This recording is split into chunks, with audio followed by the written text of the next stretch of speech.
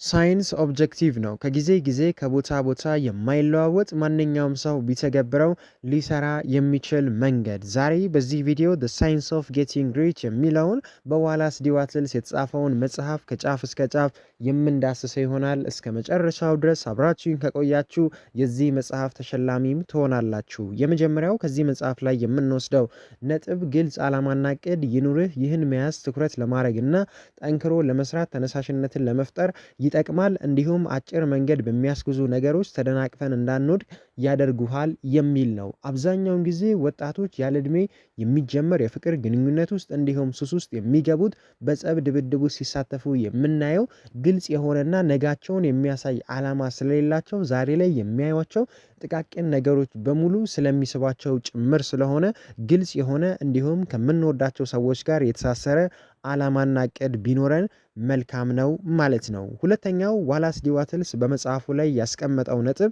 ቀና ማሰብና ፍክክርን ማስወገድ የሚል ነው። እጥረት ያለባቸው ነገሮች ላይ ከመታገል ይልቅ ያልተነካውን ነገር አገልግሎት ላይ ማዋል ወይም አዲስ ቫልዩ መቅረጽ ያስፈልጋል። ቀና ማሰብ ስንል ጥሩን ብቻ መርጦ ማየት ማለት አይደለም። ይሄ ማለት በጭፍን ማሰብ ነው።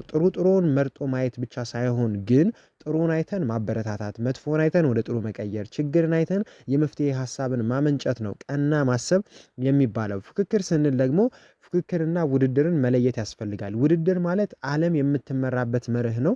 የተሻለ የሰራ፣ የተሻለ የለፋ፣ የተሻለ የጣረ ሰው ያሸንፋል፣ ያልሰራ ሰው ደግሞ ይሸነፋል የሚልበት ሲሆን፣ ፍክክር ሲሆን ግን ራስ ላይ ከመስራት ራስን ከማብቃት ይልቅ ሌላውን ሰው ጠልፎ መጣልና ሌላው ሰው እንቅፋት መሆንን የሚከተል አይነት መርህ ነው። ይህ ደግሞ ተገቢ ስላልሆነ ማስወገድ ያስፈልጋል። ሶስተኛው ከመጽሐፉ ላይ የምንወስደው ወርቃማ ነጥብ ደግሞ አመስጋኝ መሆን። ማመስገን ከቀና ሐሳብን በተጨማሪ ጠንካራ ማንነትን ፈጥረን ያለንን ተሰጥኦ እንድናሳድገው ያደርጋል። ላለው ይጨመርለታል፣ ለሌለውም ያለውም ይወሰድበታል እንደሚባለው ማለት ነው።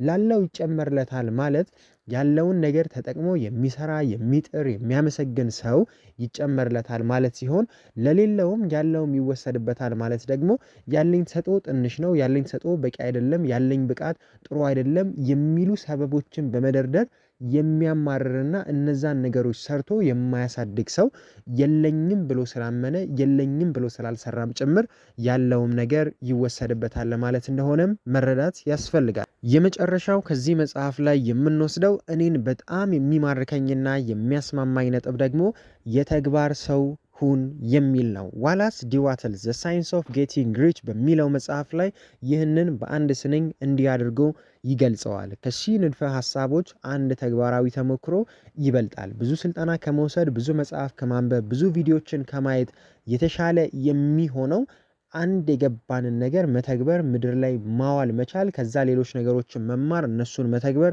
ሌሎች ነገሮችን ማንበብ፣ መሰልጠን፣ መረዳት፣ ማወቅ፣ ከዛ ደግሞ እየተገበርን መሄድ ያስፈልጋል። ያልተገበርነውና አይምሯችን ውስጥ የታጨቀ እውቀት ሸክም እንጂ ውጤት እንደማይሆን መረዳት ያስፈልጋል። ይህንን መጽሐፍ ዳሰሳ አድርጌ ያቀረብኩላችሁ ይድነቃቸው አባይነ ነበርኩኝ ከሰንፔር ሚዲያ። ወደ ገደለው ስገባላችሁ ደግሞ 4 ኪሎ አብርሆት ላይብራሪ አጠገብ የሚገኘው ሀሁ የመጽሐፍት መደብር መጽሐፎች የህሊና ምግቦች ናቸው በማለት ይህን ቪዲዮ አይታችሁ የጠቀማችሁን ሀሳብ ኮመንት ላይ ለምታስቀምጡ 2 ሰዎች ላይካችሁ ታይቶ የመጽሐፍ ሽልማትም ይሰጣችኋል። ሰላማችሁ ይብዛ።